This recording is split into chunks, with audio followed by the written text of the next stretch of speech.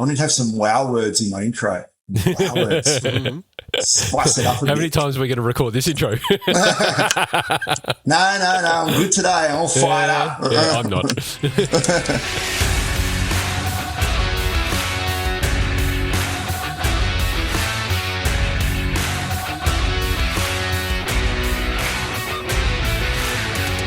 Welcome to GCP Live, episode number 59 for the 1st of March 2024.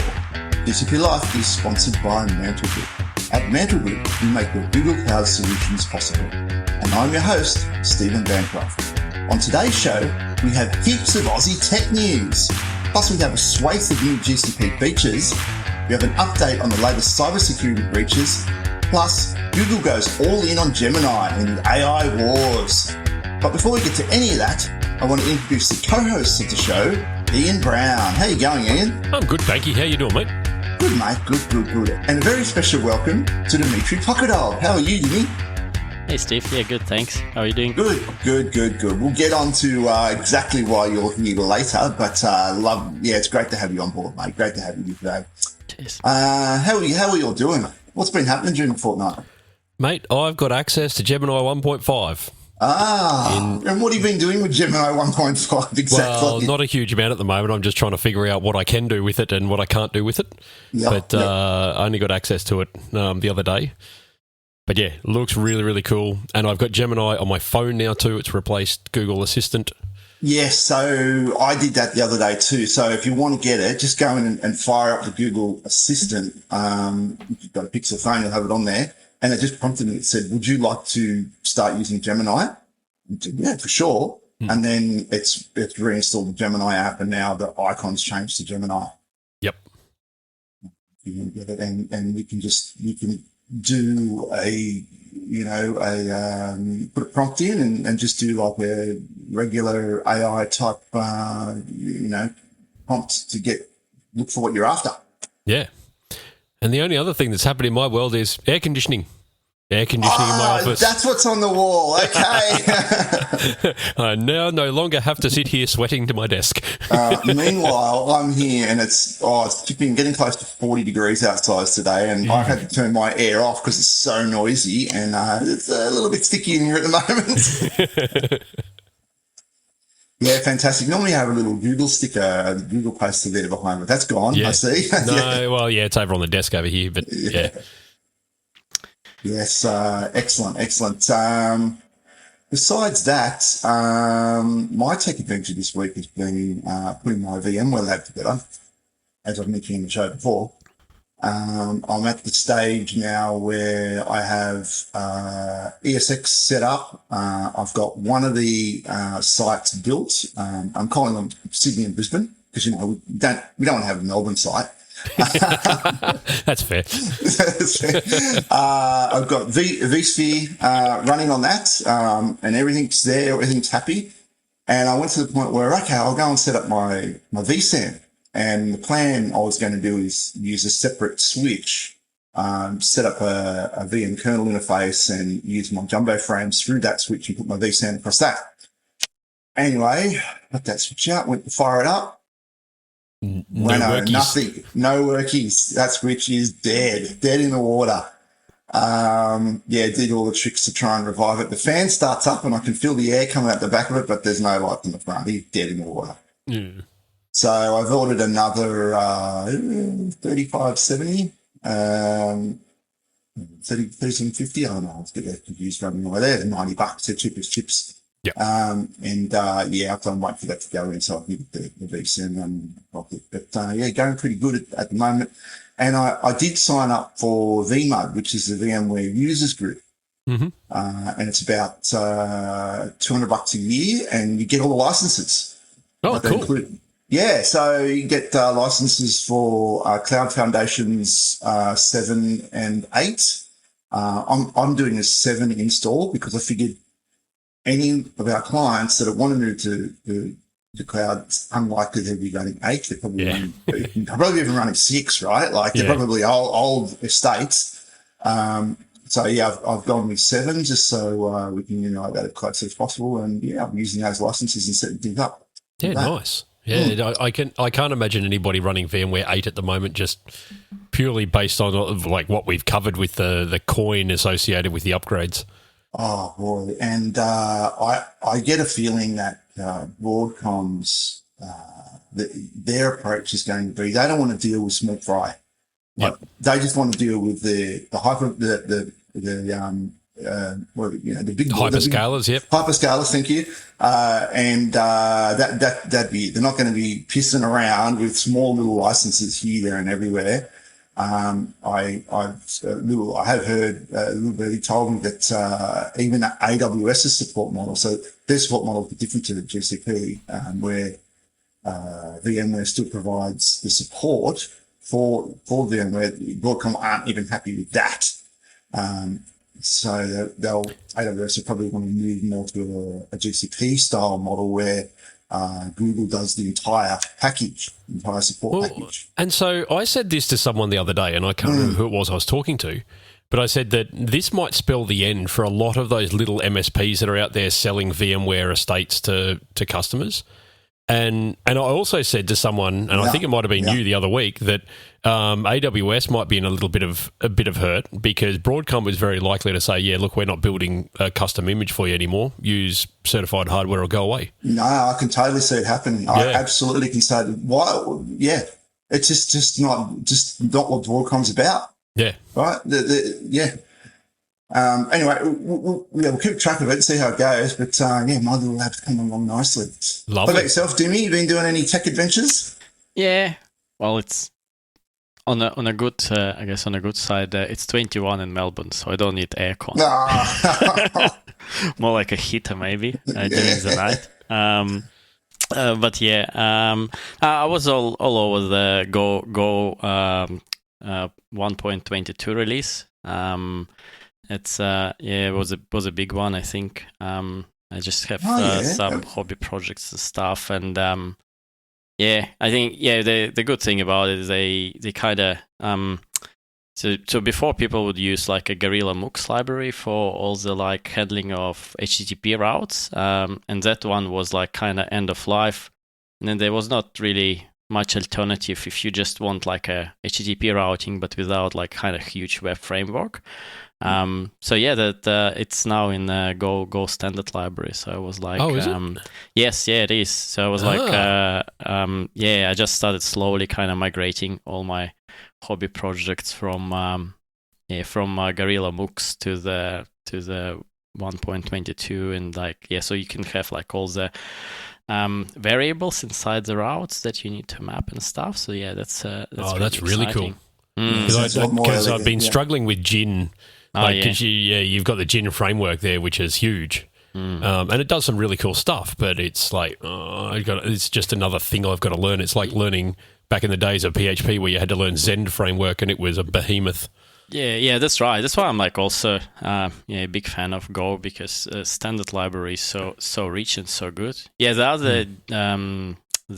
other thing was trying to implement rate limiting on APIs using Go, and also found that Xtime package, and every time you look at the something in a standard library, you're like, oh, it's just a piece of art really when you're looking at their code. That rate limiting API, it's such concise but at the same time so powerful, and implementation, look at the implementation, it's just 300 lines of code that easy to read. So I was impressed as always.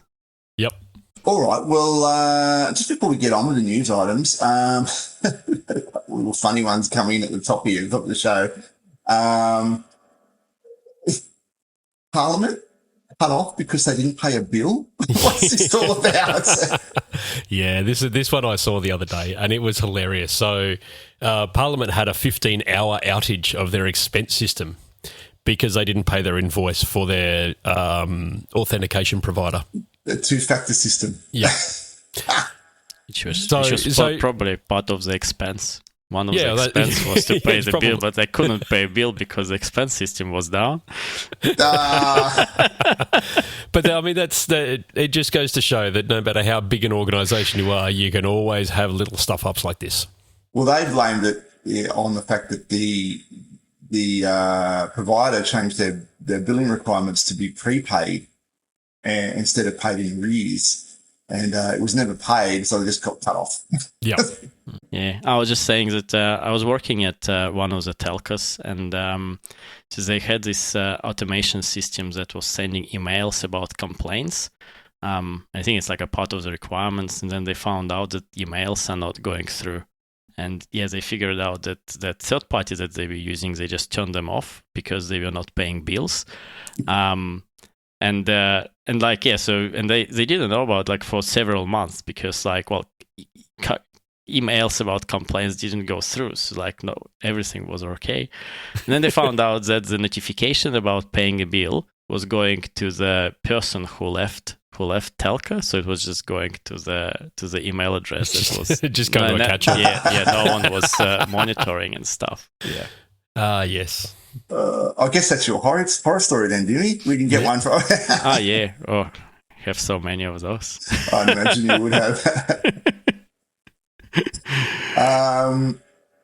So yeah, there's that, and it's we predicted it the other week, but Michelle McGuinness appointed National Cybersecurity Coordinator. Now, come on, like, yep. The whole story last week, we're not sure she's going to be appointed. Yeah, nothing's confirmed yet. It might happen, but it also might not. And reading between the lines, it was definitely happening. We got the article that says, yes, she has officially been appointed, and she replaces Air Marshal Darren Goldie. Yeah, who with a refresh your memory, who was recalled because of a workplace matter. Yes, that's right. It was too. Yeah. Which was prior to his appointment as the cybersecurity coordinator. Mm-hmm. And we have Telstra, who is testing out a cloud-based system to act as a redundant network infrastructure. Yeah, so this is. I sort of read this and went, "Oh, this is probably one that Optus should probably be reading." But yeah, so they're trialling Nokia's IP-based multimedia subsystem in one of the other cloud providers. But because Telstra is multi-cloud, so they're across all three, they have the option to put it into Google as well. Yeah, they have specifically called out that they want to keep it multi-cloud so that they're not locked in. Mm-hmm. If they want to be uber redundant, then that really makes sense, right? Yeah, that's right. Yeah. But the challenge was to build this so-called translator, which acts as an interface between Nokia's infrastructure and Ericsson. And then finally, before we get on with the main portion of the show, I don't know if you guys have been watching Channel 9's news coverage over the last couple of days, but they've been running this story, police swoop on scammers accused of sending Australians more than 80 million bogus text messages. Now, this is a big sting that happened with the AFP, and they busted these 3 Chinese nationals operating out of an apartment in Burwood, and they showed the SIM boxes that they used to do these scams. I don't know if you've seen these, but they had multiple SIM boxes, and each SIM box has a card inserted into it with an antenna, and you get 64 phones that are punching out a text message every 1 to 5 seconds, operating 24 hours a day. Yep. And they had multiple SIM boxes doing that. Yeah. I'm looking at the photo of it at the moment, going, "Holy, that's a lot of mobile phones and a lot of SIM cards." Yeah, they had piles of SIM cards. If you watch the Vision, you could probably go and find the current affair story. Now, current affairs not the biggest font of news reporting there is out there, but this story did catch my attention. If you go and watch the current affairs story, you can see there are piles of SIM card piled up on the desk. But the thing is, the whole operation was clinical, right? The apartment was spotless, right? All the equipment was installed, was all neatly set out, laid out on the desks, and everything was all neatly set up properly. And that it wasn't like like you could imagine some sort of illegal, operation being. It wasn't like that at all. So these guys knew what they were doing and highly organised. Well, right, once you've created the text messages that you're going to send out, and you're sending them out to your auto senders, then you've really got nothing else to do but clean up cabling. Nothing to do, exactly. Yeah. So they were sending out text messages, and pretending to be Ozpost, Telstra, those text messages that you probably would have received. These guys were doing a lot of those, apparently. Yeah, right. I do have to pull up Superintendent Kraft, who says at the end of this story, he's quoted at the end of this story, if you receive a text message, treat it with absolute suspicion. Yeah, I totally agree with that. Yep. But legitimate businesses, he goes on to say, legitimate businesses do not interact with their customers via text message. Don't know about that so much, right? Wrong. I can show you multiple text messages on here from Oxford, the clothing company, Amazon, Anaconda, right? Legitimate text messages, and they'll say, "Hey, we've got a sale on today, blah blah blah." There's your interaction with your customer via. I've got one on my mobile phone because I was setting up the Ozpost digital identity for sending packages around, and yeah, they send you a text message like, "Here's the link to the digital identity." And what about any multi-factor system, right? Yeah. So they're using text messages. They're interacting with you, with their customers via text message. Yeah. So sorry, Superintendent Kraft, you are wrong. Yes, he's wrong on that particular point. Yeah. So, but it's very confusing, right, for individuals that aren't in the know like us. Like, what's legitimate and what's not, right? How do you know? Well, if you've got a Pixel, but that's so annoying, and like it feels like that you could. Yeah, they could have probably avoid, I know, at least like 90% of that scam, really, not even sending it to the recipients, right? Because those links, if you look at them, those links like are complete garbage. Like complete nonsense, yeah. Like the domain will be some made-up domain or something. But I know, like my father-in-law lives with us, and he's 90. He'll be 90 on the weekend, actually. And I know that if he gets a text message that he doesn't know, he'll come and ask. Like, we're that local, and he knows that I'm in that industry, so he'll just come and ask. But you can imagine how many, like, elderly people, baby boomers and the likes, that don't have a technical resource floating around the house, or don't have someone to send the text message to, or know how to screenshot even. Yeah, spot on. And like, yeah, you would think that, probably like providers could do something about it. Well, they are. I think they are. Yep. Telstra Optus, they've got a coalition that they're working together to try and block a lot of these spam calls and spam texts. Yep. Yeah, and Google's got it built into the Pixels too. So you get a spam. I could go into mine. There's probably a dozen in there already. Yep. So, I mean, everybody's trying to fight it. I think it's just one of those really difficult ones to fight because the numbers that the text messages come from just cycle so quickly. Yeah, and when you've got these SIM machines pumping out millions of messages, I mean, you know, the AFP have shut down one nest, another one's going to spring up, or three more will spring up. Yep. That's what's like. Yeah, maybe if you want to send any marketing, then you need maybe some better verification, maybe. Because you're pretty much sending the same message to like many recipients, right? So maybe you could just do some more gates for this because it's clearly for commercial purposes or something. Yeah, so if you're doing it legitimately, like Oxford or Amazon, Anaconda or that, they're sending out legitimate marketing and engaging with their members. If you're in some sort of membership program, you can buy access to Telstra and Optus. They give you an API, a gateway to actually send the SMSs through. You're not using a SIM machine like that. You're doing it programmatically. And that's actually a really good point that I was going to bring up is maybe things like these SIM machines should be regulated as much as like firearms, for instance. They're imported. I believe they're imported illegally from China. Yeah, so and I did read something about the AFP or Border Force is cracking down on these things coming into the country. But yeah, I mean they're fighting a losing battle, sadly. Yeah. Oh, well, I just feel like the war on drugs all over again. The war on text messages. Yep, the war on text messages. Yeah. It's all right, I don't answer them anyway. All right. All right, enough of the banter, guys. Let's get on with the news items.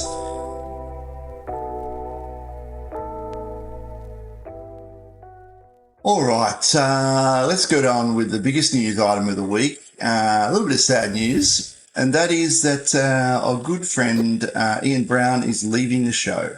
I am indeed. Yeah, so I am leaving. I'm leaving Casner / Mantle Group. Moving on to, I need to look after my health a little bit better, and I'm going to go and work in an insurance firm, building out their analytics platform on Google. Yeah, fantastic. Congratulations. Thank you. Shouldn't be the big heavy-hitting GCVE migration style of project. No, they're few and far between those GCVE projects, but geez, they're fun. Well, and they're pretty high profile and pretty high pressure too, I have to say. Yep. But no, this sounds like a good little gig. Yeah. It promises to be very good. Though I must admit, they're making me use a Mac, and that sort of weirds me out. Yeah, I don't think I'd like that either. No. So this brings us on to why we've got Dimmy here. Dimmy will be taking over as the co-host of the show. So welcome aboard, Dimmy. Thank you. Thanks. Where's the cheering button? Yeah. Put it in post. Yep. Now, I do hope that you don't suffer the co-host curse, Dimmy, because this is you'll be the fourth co-host now, and they don't tend to stick around for very long.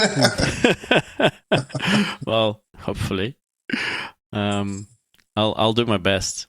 You'll do your best, yeah. I'm already getting a vibe. You're bringing some insights to the show that Ian and I probably haven't done in the past, because we love talking about hardware and VMware and networking and all the rest of it, but I'm getting a clear developer angle from you, Dimmy, and that's going to be a great addition to the show. Yep. Yeah. Cheers. I look forward to hearing future episodes. Yeah.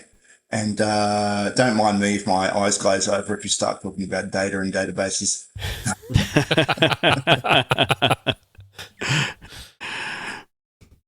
All right, then. With that out of the way, and everyone knows what's happening, so next week it'll just be me and you, Dimmy, so get prepared for that. With that out of the way, we'll have a look here. The Department of Health and Aged Care, speaking of data and data platforms, they're moving their data workloads into GCP. Yeah, they are indeed. So, Department of Health and Aged Care is going to begin by migrating Hadoop-based workloads into an instance of BigQuery. Just the one instance, the whole thing. Yeah, just one instance. You don't need any more. It's just one. No, that's it. One. Yeah. So it's about time, really, for something like this, a unified platform for this. Yeah, that's right. So they said that they're doing that before expanding to other unspecified data assets from a range of internal sources. And Google said that it's going to train up to 70 department staff, equipping them to take full advantage of the data analytics platform within 4 months. So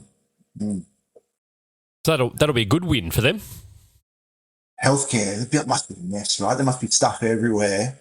And as I say here, unspecified assets from a range of internal sources. You've got this database to do that and this and that, whatever.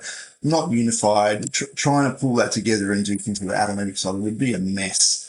Primarily be their source workloads, I would assume, would be SQL Server databases that feed into their Hadoop clusters, and then, But I think simplify all that. Yeah. They also probably have a problem that they would have this data like across so many years and like from so many, as you said, sources, but then the format of the data and stuff probably like very different. Actually, when I was working for one of the health insurance companies, that was a problem when you got someone who signed up like, let's say 40 years ago, and you had like this plan with those like inclusions, and those were working completely different. And now you got like some new, and you need to have all this data across all of these Yes, that's actually very tricky when you try to unify those data structures really and store it all. You've got all this legacy data and legacy plans there, and you've still got to support that. Wow. Yeah, that's right. So, and this one is Department of Health, so this is going to be even. Yeah, it's going to be huge. But then I'd imagine too, being how big Department of Health and Aged Care is, that they'd have multiple different sections inside of that department that have copies of some databases. So instead of just referencing the source, they'd have some replication of that to bring into their system, so that only their application can touch it and all that.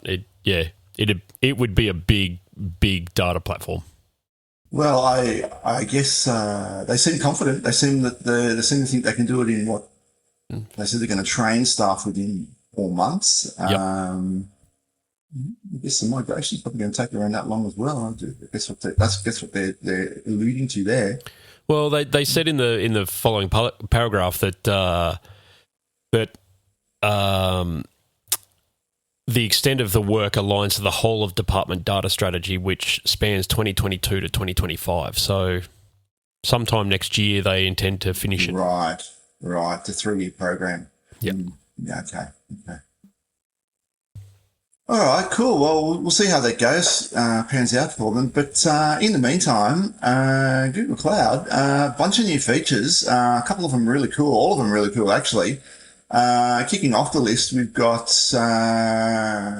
new internal range API. It simplifies IP address management.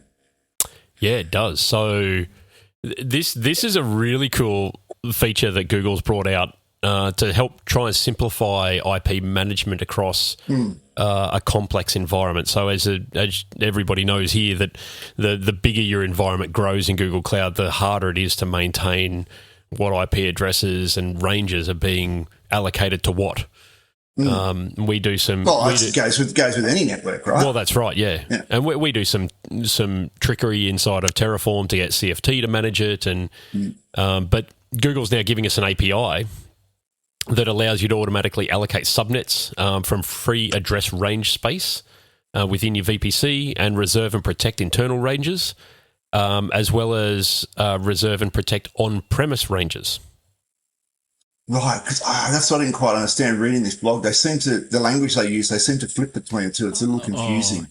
Well, I just sent this article to my client's email address because we just had that problem pretty much a couple of months ago because they're using Infoblocks. And for me, the most interesting was at the bottom of this article because the integration with Infoblocks. Yep.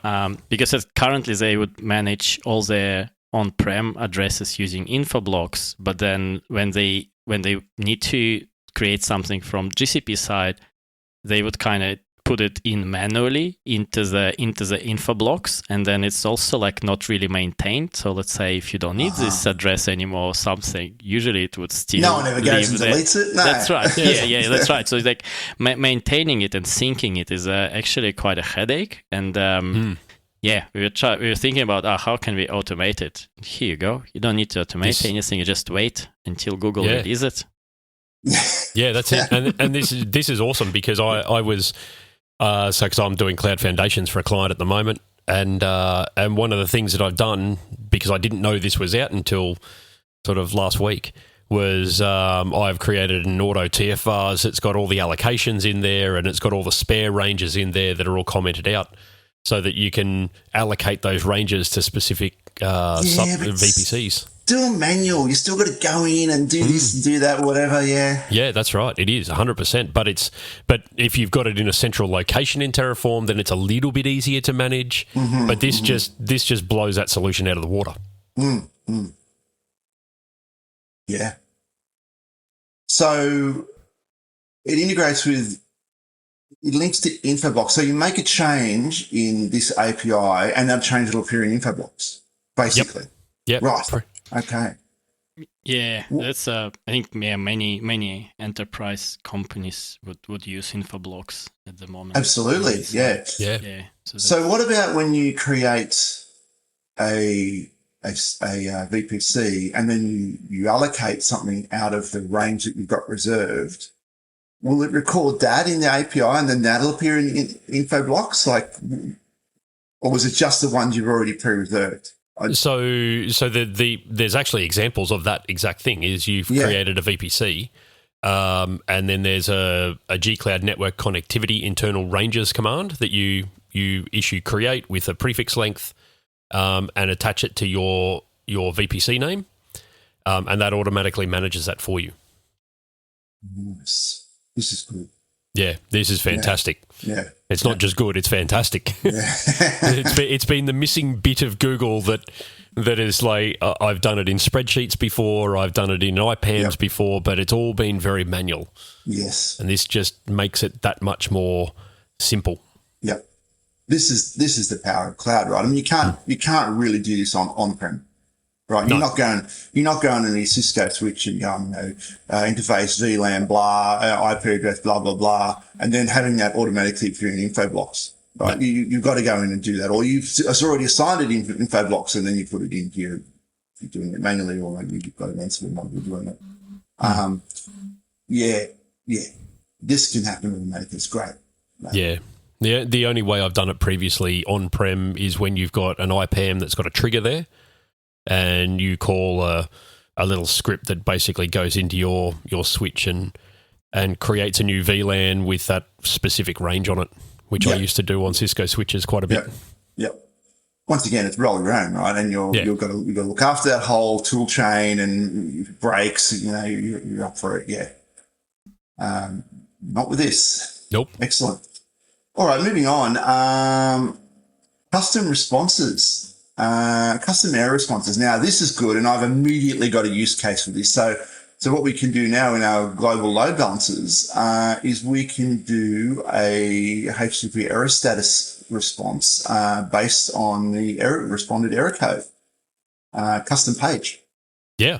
No, this is really cool. So once upon a time, it was just like a generic error page that used to come up. Like you'd hit a 404 and it'd come up with like a error not found, big black text on white background. 505 back end error, Yeah. Gee, thanks.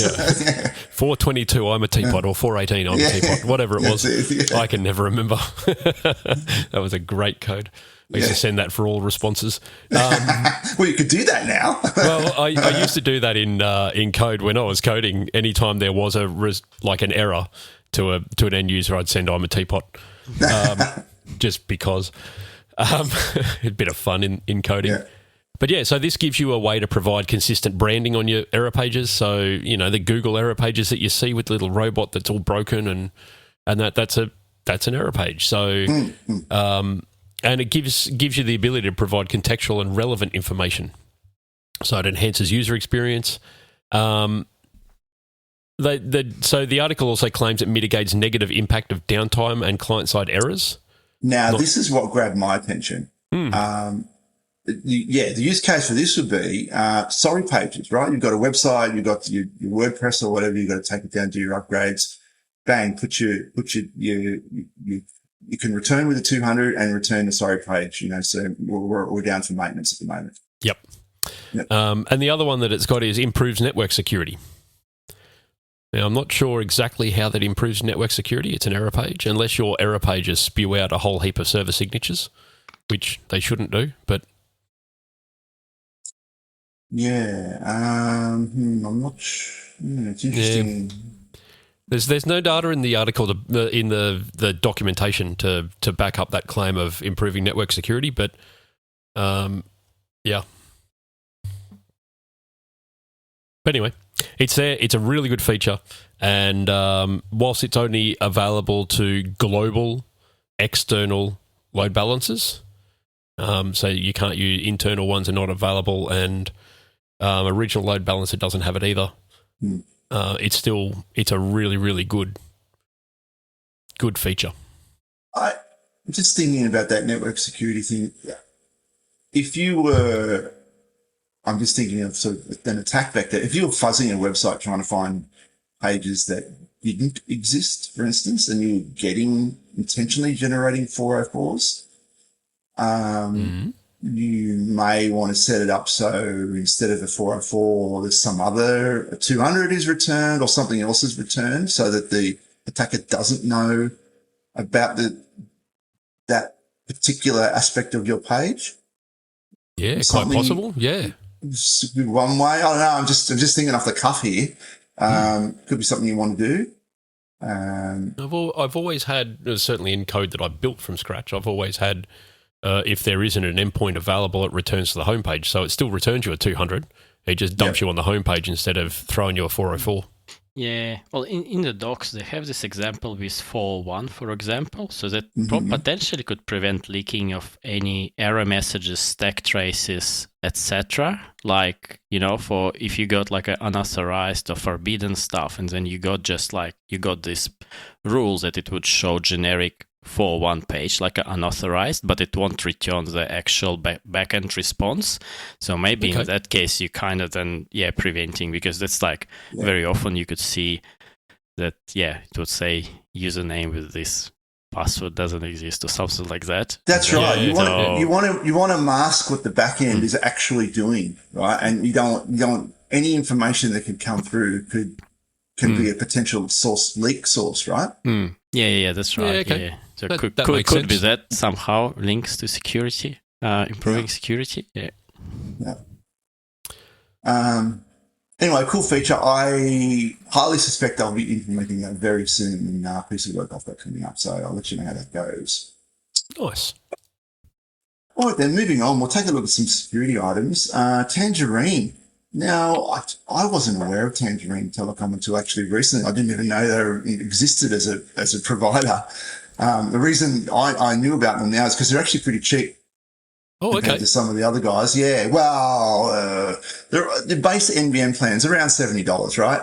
But Tangerine have a 6-month introductory plan where it's about $50 for 6 months. So they're one of the cheaper ones at the moment for that 6-month period. But looks like you pay for the convenience because customer data, 232,000 customers had their data leaked by a cyber incident. Yeah, so this one that says in the article that it was a legacy customer database that was leaked, and the data that was accessed was full names, date of birth, mobile numbers, email address, postal address, and their Tangerine account number, which, they're all the bits of information that you use to verify someone over the phone. Yep. And once again, full name and date of birth, they got it. Yep. Yeah. Talked about that before. Yeah, that's right. Yeah. Login credentials either stolen or acquired, or they were, residual login credentials from a contractor that had done some work with Tangerine. Mm-hmm. And those credentials were exposed and the database was compromised as a result. Yeah. Now, on the plus side, the CEO of Tangerine Telecom, whose name is Andrew Branson, said that access to the affected database has been closed off. And they're thankful that they don't also hold things like driver's license details, etc., because of work that they've done over recent years to review the data that they actually needed to keep. So they didn't become another Medibank or another Optus and leaking out driver's license details along with all of that other personal identifiable info. Just don't need it. Just don't need to keep it. Nope. No, once you've validated someone is who they say they are, then that's it. Don't need to keep that data anymore. Move on. Yep. And I think I said this last time when we were looking at one is I really don't know why the governments of Australia don't have an API that providers can use to put in like name, date of birth and driver's license number that they're being given from a client and say, yes, that's correct, or no, that's not. Yeah, because you could take all that information, create some sort of hash. Yep. And then you query that API, you get the hash response and go, yeah, it's all good. Yep, we're done. I mean, the government's already got all that information sitting in a database somewhere. Yep. So why should it be kept by someone else? Yeah, I think we've just invented our next big product, Dan. Solving the problems of the world, mate. it's of course, hosted on Google Cloud, of course. Yeah, of course. Cool. And moving on with our favourite, HWL Ebsworth. They're going to be investigated. Could be trouble. Yeah. So The government is, the Office of the Australian Information Commissioner is investigating whether the law firm violated the Privacy Act by failing to protect sensitive data or properly notifying individuals affected by the breach. Now, this raises a bit of a concern for me because they were breached, they were hacked. There was a breach that occurred there where they lost a large amount of data, and yes, a lot of that data pertained to government entities. So if they were found to not be protecting sensitive data, what's the difference between that and Optus or Medibank, who also failed to protect sensitive data and compromised millions of Australians' details? Yep. And here's the thing. Where do you draw that line? This is what I'm thinking. Define failing to protect sensitive data. Okay, so it's very easy to define you as not protecting sensitive data if your web server patches are like 12 patches behind and there's like 150 CVEs against that version of Apache, right? But clearly you've been negligent there. But what if you've fallen victim to a 0-day? Yeah. Right. Nobody knows about this thing. You've got the latest and bang, you've been compromised by a 0-day and suddenly millions of accounts are out there. Can you be tagged as failing to protect sensitive data then? Where do we draw the limit here?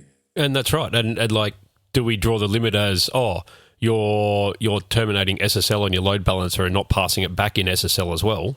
Like you're not re-encrypting that data through your load balancer to your back-end services, and you're not storing your data encrypted on disk, or like there's like, where is that line drawn? Like how much protection does data need before it's deemed as not protected or protected? But then what do you, even like with a 0-day and stuff, I mean, usually you would have at least multi-layers of to access anything. I guess that's probably.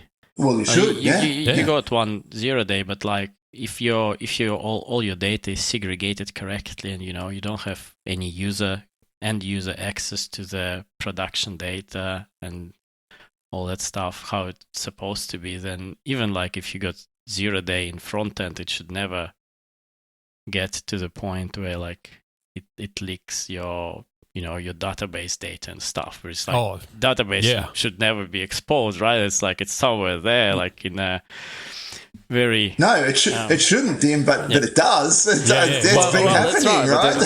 Optus was a prime example of that one. They had a database on the internet. Well, that's right, but that's what I said. Yeah, so yes, it looks like we don't really need to usually dig into the details, because you would realize that there was like lots of it's more look like a more like a cultural aspect, when I suppose that would be the purpose of any investigation, right? To determine that. Do you have the appropriate level of segregation and least privileged access and all that sort of stuff? Like this, well, I wish them the best of luck, because there's an awful lot of data and an awful lot of entities that were compromised by that breach.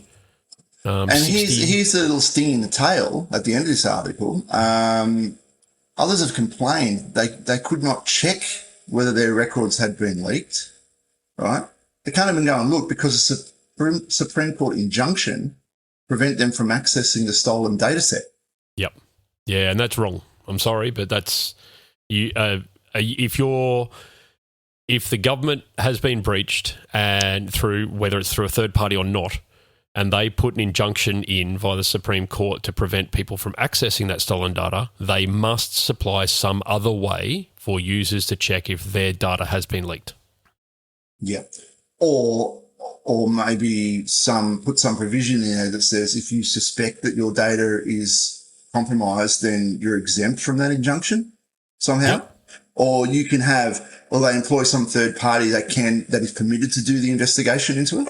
Yeah, that's right. Yeah, they've got to provide some way, because otherwise then the liability becomes on the government, because you've had your details compromised. The government's preventing you from checking if your details have been compromised. Therefore, the government is now responsible for your compromised data. Yeah, they can't have their cake and eat it too. No, that's right. Although they'll try. They will try. Anyway, the HWL Ebsworth could potentially face civil penalties, and we'll just follow that and see how it goes. Moving on, I guess these next two sort of dovetail into the AI wars, but we will get to the AI wars in a minute. Google's unveiled a bunch of new tools to help, AI-based tools to help with security. What have we got here? We've got Google announces free AI cyber tools to bolster online security. Yeah, so there's a Bloomberg article there that I can't read because it's behind a paywall.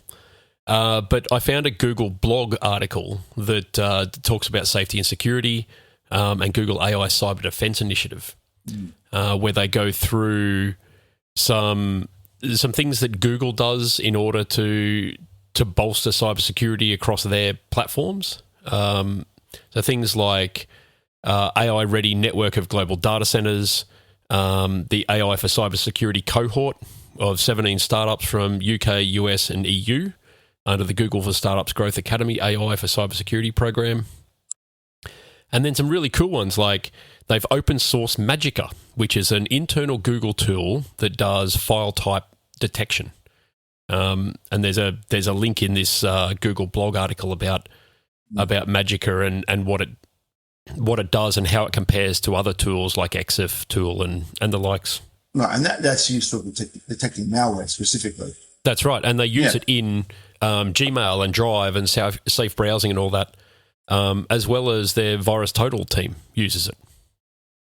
So, I mean, Google's always been a massive supporter of open source software. If you read the Magica article, you'll see a link of a whole heap of different tooling that they've open sourced, like JAX and all that sort of stuff. So this is another good initiative that they've got. Yeah, there's a bunch of things that they're doing. Go and take a look at this story or the article. I reckon we're going to see more of this because we know that trying to solve this security problem using manual methods, traditional methods, it's just becoming untenable now. It moves so quickly and it's so massive that these AI solutions are the answer to it. Yeah, 100%. Yeah. Until the next thing comes along. Until we get quantum. Until we get quantum, Ian. Quantum. I think quantum computing's still a fair way off. Yeah, it is. All right, cool. Go and take a look at that. All right, let's do it. Let's get on with the AI wars. AI wars.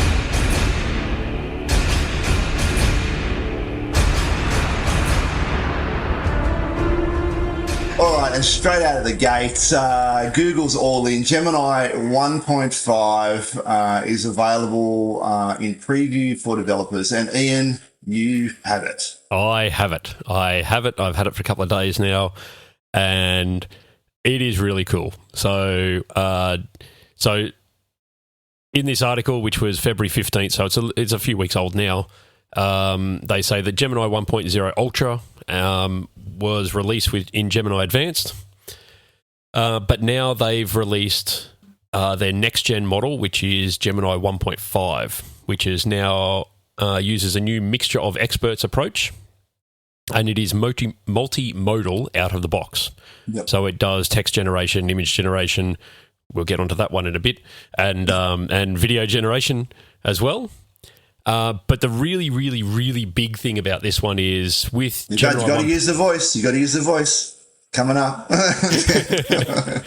The really big thing about this is that with Gemini 1.0, the language model had about 200 tokens. Gemini 1.5 can have up to 1 million.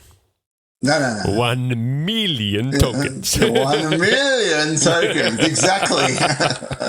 And for those who don't know what a token is the unit of data, essentially, for an AI. So a word is a bit of punctuation or a subword. So if you've got hyphenated words, that subword is a token. And the way that the model sort of works very loosely, as explained at the GDG summit the other weekend that I was at, is that Gemini will, like, it creates the sentence that it's responding to you with, if that's what it's doing, and every time it creates or adds a new word to this sentence, a new set of tokens come out, and then those tokens are ranked, and it's like a 0 to 1 rank, and whichever one is the highest one is what it thinks is the most fitting word to go in there, and then it just keeps doing that over and over again. But it doesn't necessarily take the highest ranked word every time. No, there's a randomness, or a temperature, they call that, don't they? Yeah, that's right. The temperature. That's it. Yeah, the temperature. It is really interesting to learn how Gemini works. And I was sitting there in the tutorial on the other weekend, just like jaw is hitting the ground, thinking about how much compute is required. Yeah, and all the parameters they can adjust to get the right result. So with 1 million tokens, what can you do? You can upload multiple files and ask questions. So you could just dump PDFs into it, or for enterprises, they can just dump their corporate knowledge into it. Well, here's a really good example of that, right? So think of a real estate agency. They generate these really swanky descriptions of properties. They can upload a few of their previous descriptions, and they can and photos of the property. And they can say to Gemini, "Hey, write me a description of this property based on the text that you see and the photos that I've uploaded," and it'll go through and actually do that in the style that it was written before. Nice. So now everyone's job's under threat. Yeah, well, you could query an entire code repository. Interesting. Well, this is Duet AI. That's what Duet AI does. Yeah.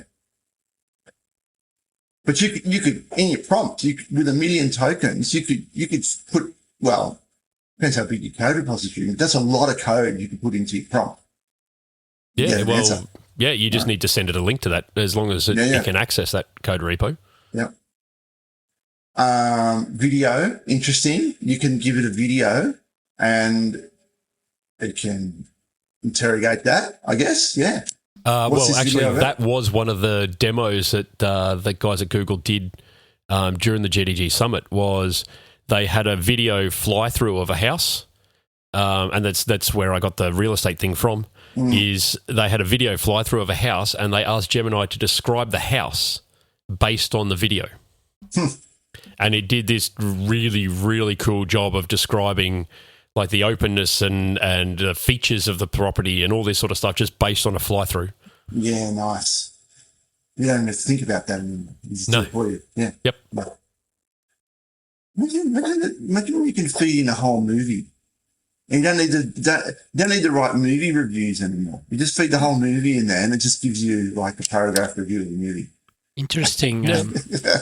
Can you do that game where they show the photo of some place, and then people are trying to figure out where it's located? I wonder. The geolocators, Yeah, geolocated. Yeah, I wonder if now you can just give it to Gemini and it should know the answer. That might be actually a really cool experiment to do. Yeah. There you go. Where was this photo taken? Yeah. The weekend is just one day away. Well, I mean, because it's got access to data maps. Set? Yeah, well, it's got access to maps and Earth data sets. So theoretically, it could actually identify a photo taken from virtually anywhere on Earth, except for those places that Google isn't allowed to go into or can't get to for whatever reason. Yeah, but also interesting, even if it doesn't have photo of every place, but then probably could guess based on all the the arounds and the flora and fauna and Yeah, so Gemini 1.5, really, really cool. Can't wait to try it out. And now you've just given me my first experiment for it. There you go. But it's not perfect. Yeah, it's not perfect. It's not allowed to generate images of people at the moment. No, they Google have come out and they've said we're aware of Gemini is offering inaccuracies in some historical image generation depictions. Yes. It turns out that it's not getting the race of some individuals correct in historical images. Now, reading another article, they're saying that they tune the model so that you get a balanced representation of individuals and a good cross-section, of all ethnicities in Egypt. But the thing is, in some historical instances, that having a balance is not historically correct. That's right. Right? There's particular, incidents that have happened in the past that, are either one race or another race or particular individuals, and that needs to be represented correctly. So for now, they've paused the generation of images that contain people. Yeah, that's right. So there was that other article that we're looking at on SiliconANGLE said if you ask for a picture of football players or someone walking a dog, you may want to receive a range of people. You probably just don't want to receive only images of people of just one type of ethnicity or characteristic.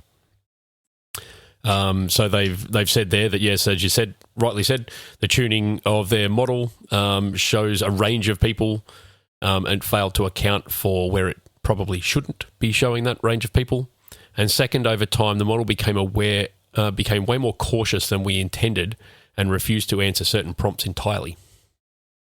Now that's interesting. How does that occur? Is that as they're training the model, or is that self-perpetuating? No, it's a feedback loop that's built into it. So if you get an image generator, or even just ask a question of Gemini and it gives you back an answer, there's a little set of buttons down the bottom that you can go, we want to check this answer with Google, or you approve of this answer, or you disapprove of this answer, and that's that feedback loop. And that goes into retraining that model constantly. Now, I find that fascinating. The fact that the model is becoming more and more politically correct. Yep. Right. That's really a representation on what we're seeing in IRL, right? In real life. Yeah, exactly. That is absolutely fascinating. And I'm sure there's going to be a paper or something to come out on that. But I don't think it has I don't think it has an option, though, because as the human race becomes more politically correct, there's more people who are going to correct the model and therefore make the model more politically correct. So it's sort of it's a beast of our own doing. Yeah. Yeah, but I guess the good news is that it's a bunch of people who are looking after that, like ethics in all this like new artificial intelligence and machine learning stuff.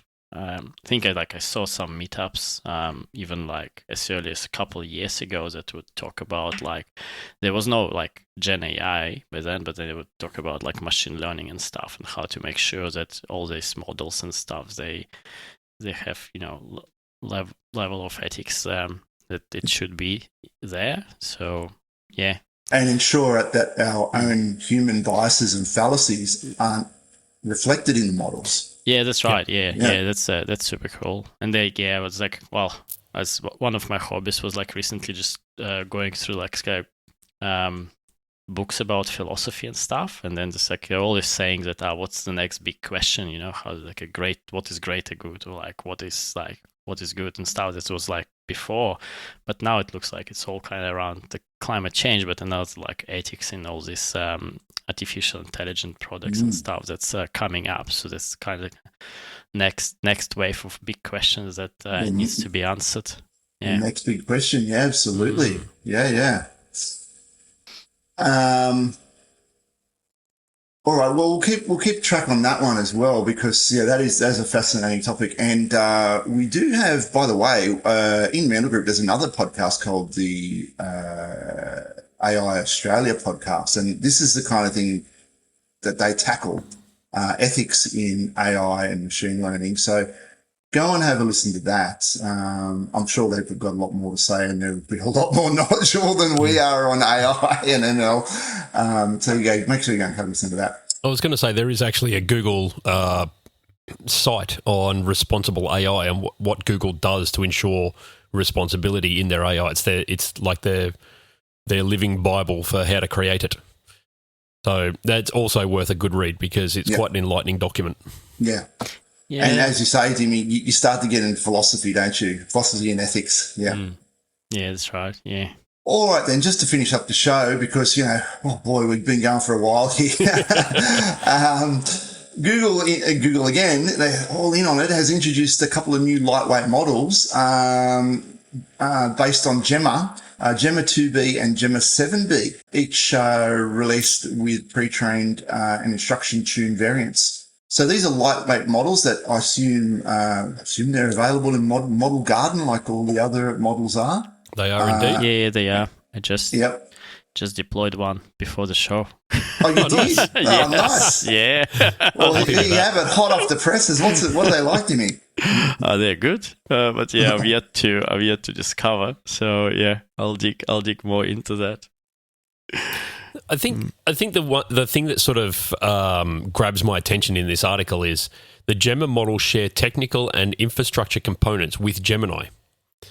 So there's a whole lot of power behind Gemma that you get out of Gemini, but just with a really, really small model. So the 2B and the 7B refer to the model sizes, is that right? Yeah, as far as I'm aware, it's a 2 and 7 billion parameter model. Right, okay, yes. We have talked about that on the show before. It's only tiny. Only tiny. But comparing it to Llama 2 7B model, you're getting double the, more or less double the, output from it.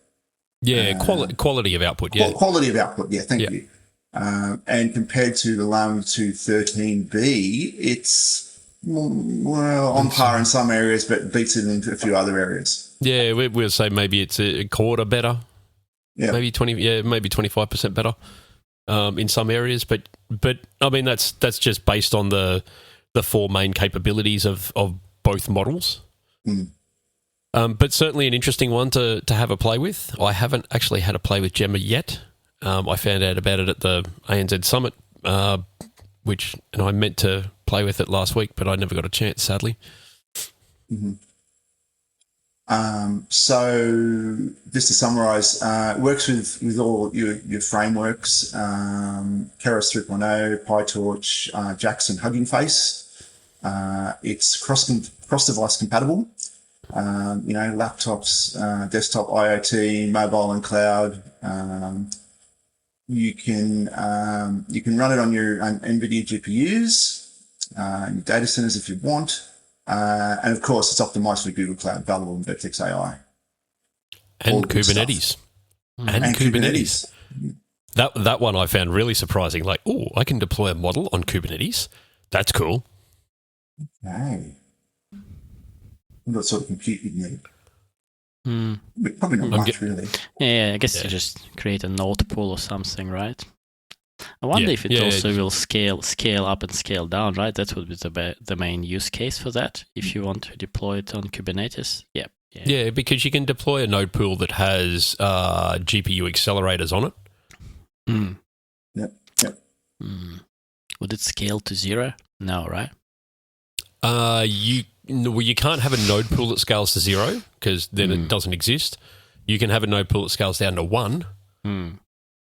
But yeah. Well, I mean, for home experiments, even one instance with GPU is like. Well, for home-based experiments, just go to Google's AI Studio and use that, because that's the simplest way of running a model. Yeah. 100%. Awesome. Well, Dimmy, we look forward to hearing your experience with that, given that you've just spun one up, and let us know how it goes. Yep. But look, guys, I think that's it for today. I'm seeing 1 hour 20 on my timer here. Boy, oh boy, it's going to be a bumper show. It's going to be a cracker. It is going to be a cracker for your last show, and sad to see you go. Good luck with your next adventures. We're going to be in touch. Actually, you're coming down to Sydney in a couple of weeks, so we'll catch up there. We'll have a beer for sure. Definitely. And Dimmy, great to have you on board. I'm looking forward to your insights on everything that you know about Google Cloud. Already getting some great ones from you.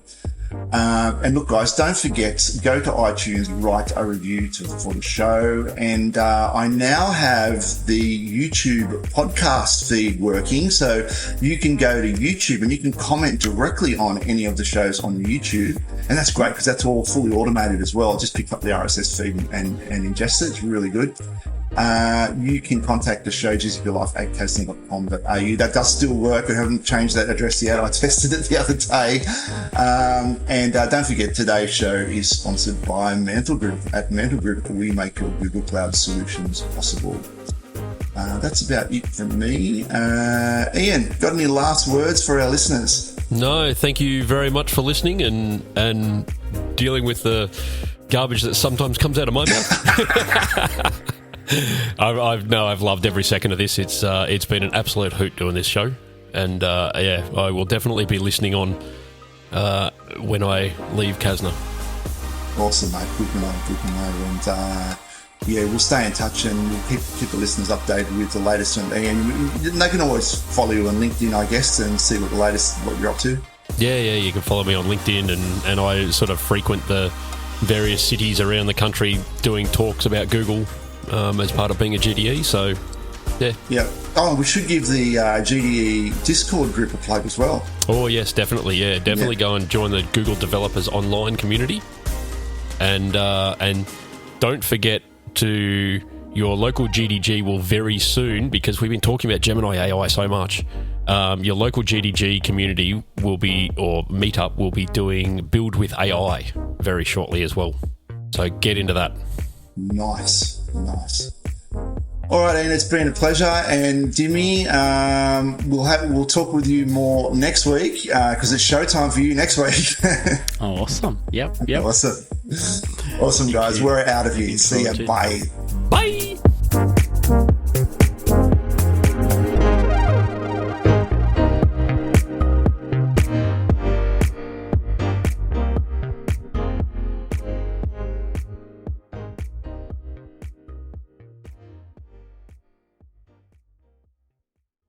I should learn how to do that.